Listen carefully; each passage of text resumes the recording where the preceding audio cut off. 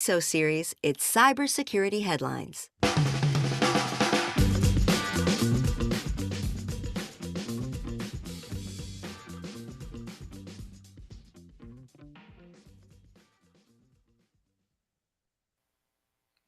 Hacker claims responsibility for North Korean internet disruptions. Novel device registration trick enhances multi stage phishing attacks. And the top three industries for ransomware revealed. These are some of the stories that my colleagues and I have been bringing to you on this week's cybersecurity headlines. And now we get a chance for some insight, opinion, and definitely some expertise on these stories and more from our guest, Brian Lozada, the CISO at HBO Max. Brian, thank you so much for being here. Really appreciate your time. Thank you for having me. Appreciate being here. All right. Before we move on to our stories, we want to thank our sponsor, Pantera, a validated roadmap to exposure reduction.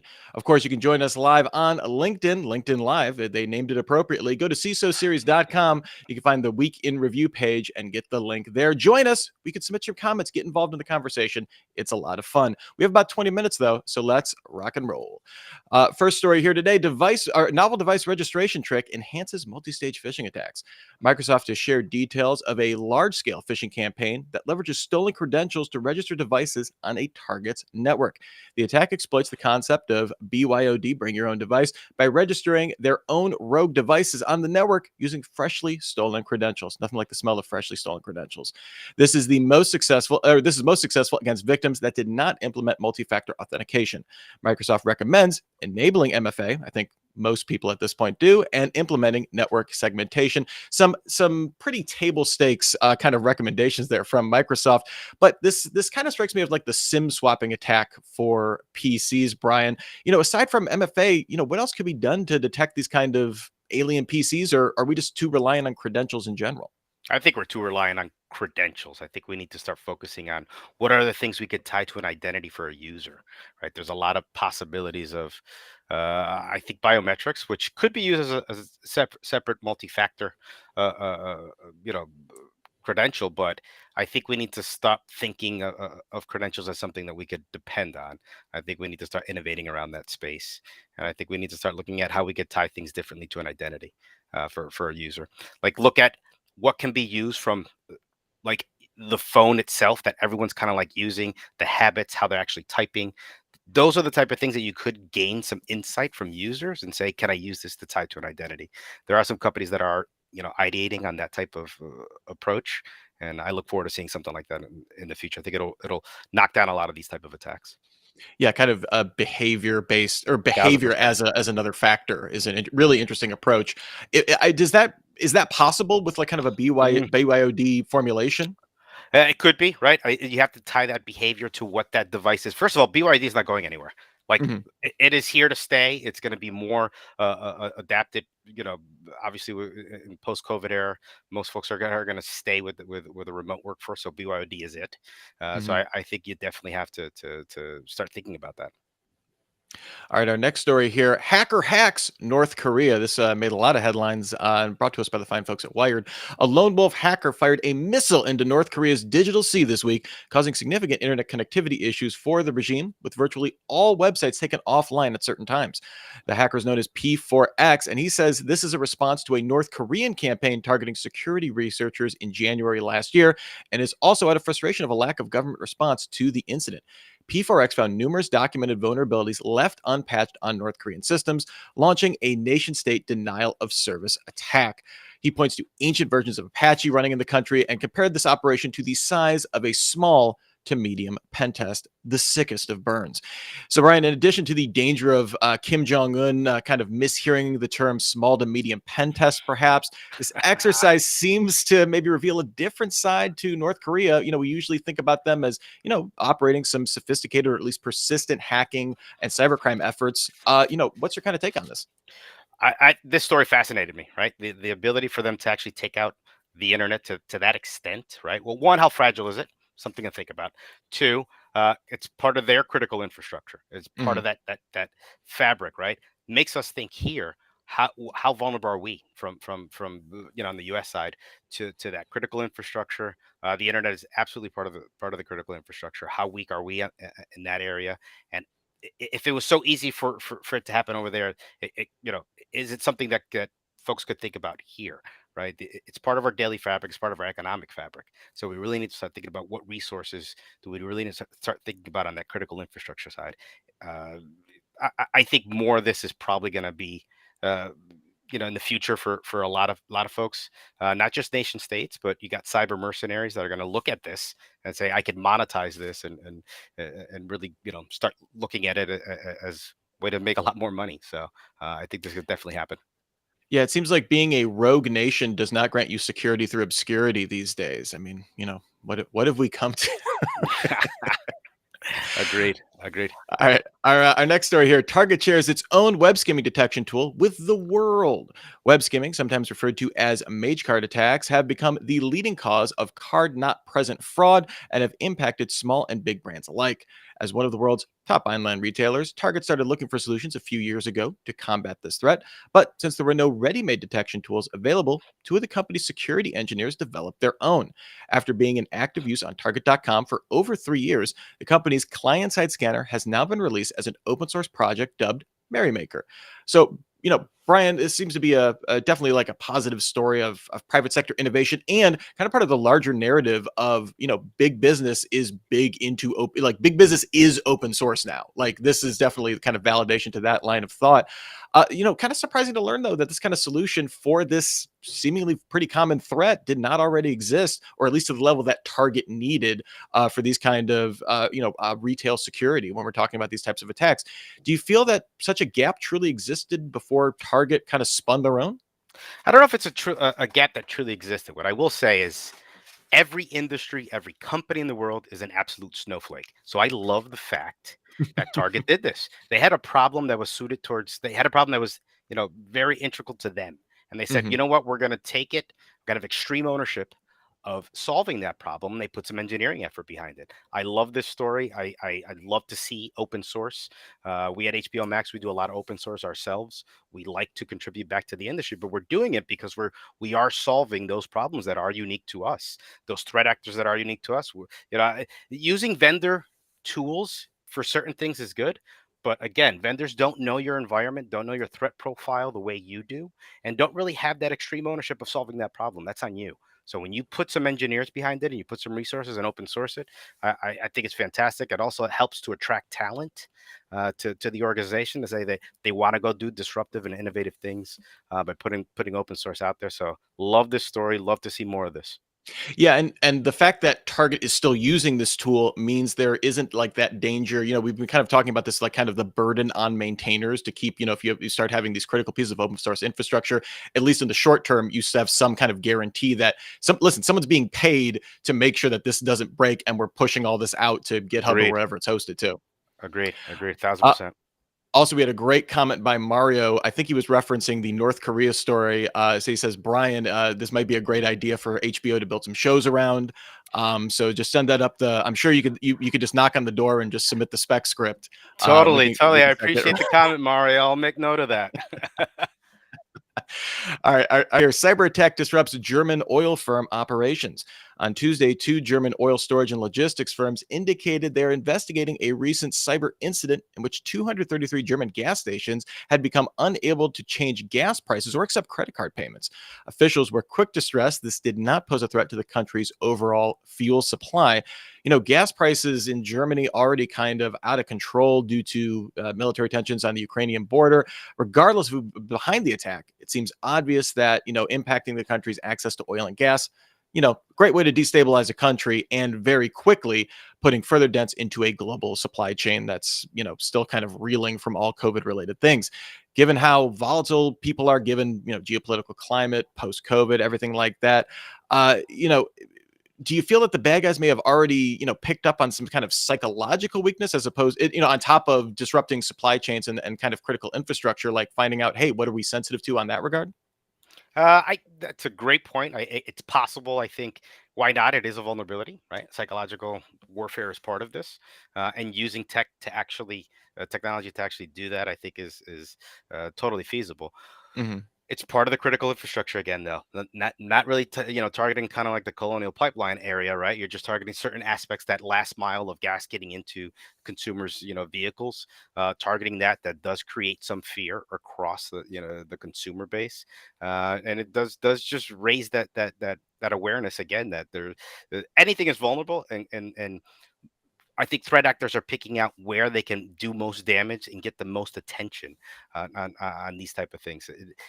The critical infrastructure, I'm going to target this again, is weak globally, and now when you add COVID, the supply chain on top of that, I think it's just prime for more attacks. And a lot of, if you think about a lot of critical infrastructure too, either here, or mainly here in the U.S., it's privately owned. It's private sector owned, right? There, Mhm. there are government regulations that control a lot of that, or at least govern some of it, but it's still privately owned. So it makes it a lot easier for threat actors to actually target those. Before we move on to our next story, we want to thank our sponsor for a few moments here and thank our sponsor, Pantera. How do you identify the real risks your organization faces, especially across an ever growing, ever changing attack surface? The only way to do this is to continuously emulate real world attacks. Pantera is the category leader for automated security validation, allowing organizations to test the integrity of all cybersecurity layers, including ransomware readiness, unfolding true current security exposures at any moment at any scale. Visit Pantera.io to learn more. DeFi platform hacked for $80 million. Qubit Finance disclosed that malicious actors exploited a security flaw within the smart contract code of the company's blockchain, letting the attackers not deposit anything, but withdraw the equivalent of $80 million in Binance coin. Qubit usually acts as a settlement processing provider between various blockchain providers, letting people withdraw a different cryptocurrency than they deposited, something commonly done on any number of exchanges. The company is now offering the hackers a 250,000 bug bounty to encourage them to return the funds. This is one of two big blockchain weakness stories we've covered kind of this week, or at least blockchain hacks. I don't even want to, say blockchain weakness, but the other being the hacking of Wormhole, all of which substantially kind of changes the narrative around, the idea of an immutable blockchain that's supposed to uphold information. Even for non-blockchain experts, how would this kind of affect the legitimacy of smart contracts that we're starting to see quite a bit of pickup on? There's a vulnerability in anything, whether it's a process or through that entire tech stack. So I think smart contracts. I still think it's going to be uh, uh, widely adopted, and it's going to continue its adoption. But it just highlights that there needs to be more focus on how to protect those areas where these things are most vulnerable. Offering the 250K bounty to get 80, it's not going to happen. Like I don't know, I don't see that happening, but it is an interesting story, and I think smart contracts definitely are going to. I think adoption is still going to go high, but we need to focus more there. This does remind me of Moxie Marlinspike, the Signal founder, his kind of critique of kind of DeFi and Web3 and that kind of stuff. In that, these are almost services on top of blockchain that aren't necessarily related to Blockchain, DeFi yeah, or that, yeah, yeah, that kind of whole moment. So I do think that's part of the issue too, is like the general fallow. This is just another web service that's interacting with blockchain, and those are just agreed, as fallible as anything. agreed, agreed. Our next story here, data leak exposes IDs of airport security workers. File this under what could possibly go wrong? A team of researchers. Tell me if you've heard this one before, Brian. A Yeah, team yeah. of researchers discovered a misconfigured Amazon Web Services S3 bucket belonging to the Swedish security firm Securitas, which was left wide open without any authentication required to view the contents. Researchers found 3 terabytes of personally identifiable information belonging to employees of Securitas and at least 4 airports in Peru and Colombia, going back all the way to November 2018. It's more than 3 years. I'm assuming there was also like all 7 seasons of Boy Meets World in that I don't know how you fill up 3 terabytes of personally identifiable information, but that doesn't that like I don't even have a question. I'm just exposed S3 buckets, all that personally identifiable information. Brian, your thoughts? We're going to see more of this, right? As more and more organizations continue that digital transformation of on-prem going to the cloud, getting that expertise on what you could do within that AWS ecosystem to build and maintain those environments. S3, we're going to see a lot more of this. I think organizations really need to focus on that ability to look at how they are building that infrastructure, the shared responsibility model between you as the organization and AWS. Understand that like fully before you start doing that migration, and then invest in talent to help maintain that environment, right? Like, uh, not to, it's not a surprise to me, but it is something that organizations need to realize, that to fix this is the investment in talent that is building and maintaining those cloud infrastructures, right? You can't rely on a vendor. You cannot rely on AWS. It has to be something you have to have extreme ownership for, as an organization. All right, our next story here: MFA adoption pushes phishing actors to reverse proxy solutions. The increasing use, or at least recommendation, of MFA has pushed phishing actors to use transparent reverse proxy solutions, and of course, reverse proxy phish kits are being made available. A reverse proxy is a server that sits between the internet user and web servers behind a firewall. Basically, they operate as a man in the middle, and they now integrate an MFA snatching system, which enables threat actors to steal login credentials and MFA codes that would normally protect the accounts. Threat actors getting at what they need to get at. The problem is tracking man in the middle attacks is snookered somewhat by the constant refresh of domains and IP addresses. The only method that may fight the problem is to add client-side TLS fingerprinting, which could help identify man in the middle requests. So, Brian, another case of cat and mouse that we're constantly seeing. We add this other layer of security. People are finding ways around it. Something you're already familiar with, or even seeing kind of in your experience? It is. Look, threat actors are innovating. They are totally innovating and looking at ways, at the protections that we're trying to put in, and how to constantly, you know, one up the situation. It is a cat and mouse situation. We're always going to be chasing the next big innovation in cyber, as far as Mhm. what the threat actors are doing. Um, we just got to really focus on where we want to put more of our resources. Bringing things down to the device level. Um, in a BYOD world, I think it's a little harder, right? I don't think you're going to be able to do that. But there has to be something that I think we focus on, how our workforce is interacting with these things, with our services and browser. I mean, everybody lives in the browser. Focusing our attention on where we could put security in the browser, I think, is going to help alleviate some of this. Not all of it, but some of it, and really get that the feeling of credentials and devices out of the mix, right? We're all interacting through a browser for everything that we're doing. So I think focusing the attention there is going to make a lot more sense for these. It's all about that browser. Uh, 100%. all right, and our last story today: the top three industries for ransomware. According to data gathered by the threat intelligence firm Trellix, between July and September 2021, the banking, utilities, and retail industries were the most targeted by ransomware organizations. These three sectors accounted for 58% of all observed attacks. Obviously, this is by one firm, but they seem to feel this is representative. The report found that ransomware gangs have adopted methods over time to target the most sensitive data and services, noting that education, government, and industrial services remain prominent targets. It should be noted, though, like just looking at this time period, many of the major groups that were operating ransomware during that time have kind of either gone dark or disappeared. So not necessarily the same. It's not the same playing field anymore. Of course, there's always new organizations emerging to fill the void. Brian, the one industry I didn't expect, or I expected to see there, healthcare, not among those top. Is that just because that's whenever there's a healthcare organization, even though that might be just one data point, that stands out because of the implications that possibly of a ransomware attack? I think so. And I mean, healthcare has been a huge target for it for years. I mean, Mhm. education was the other one that kind of like surprised me as well. I think education is a huge target in that space. Yeah. Both industries don't have the history of actually putting a lot of attention around security, at least for various reasons. But I think, healthcare and education are huge targets, and they're going to continue to be. The other one, like utilities, right? Again, critical infrastructure. Yeah. Those are definite areas that are still, prime, and not a lot of security has been put around those areas yet. Yeah, and the reason I kind of put in that caveat about kind of the players in the ransomware game changing, that I feel like there is a shelf life for these kind of takeaways where we say these are the three big utilities. Those are for those groups that were operating then. Yes, a lot of times there's, I'm sure, recycled personnel, recycled tools, recycled kind of organizational bits around there.